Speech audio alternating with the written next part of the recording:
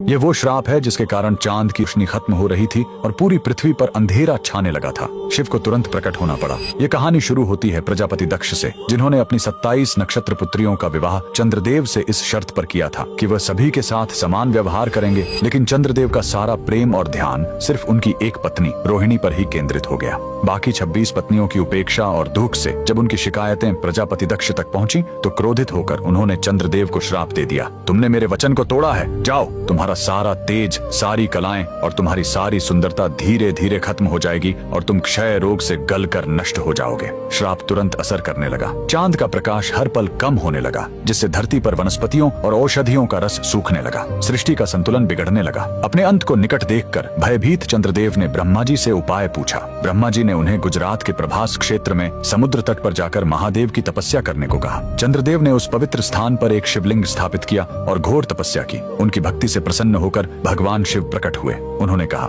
मैं दक्ष के श्राप को पूरी तरह खत्म तो नहीं कर सकता, लेकिन उसका प्रभाव कम कर सकता हूँ। शिव ने वरदान दिया, तुम कृष्ण पक्ष में 15 दिन क्षीण होगे, लेकिन शुक्ल पक्ष में 15 दिन फिर से पूर्ण हो जाओगे। उन्होंने चंद्र को अपने मस्तक पर धारण कर लिया और चंद्रशेखर कहलाए। और जिस ज्योतिर्लिंग की चंद्र ने पूजा की थी वो सोमनाथ, सोम यानी चंद्र के नाथ के नाम से प्रसिद्ध हुआ। और यही सोमनाथ मंदिर भारत का पहला ज्योतिर्लिंग आज भी गुजरात के वेरावल में उसी समुद्र तट पर शान से खड़ा है, जहाँ चंद्रदेव ने श्राप से मुक्ति पाई थी। लेकिन रुकिए, इस मंदिर का एक और रहस्य है। यहाँ मौजूद बाण स्तंभ यह बताता है कि यहाँ से लेकर दक्षिणी ध्रुव तक समुद्र के रास्ते में कोई जमीन नहीं है। भगवान शिव के भक्त कमेंट में हर हर महादेव जरूर लिखें।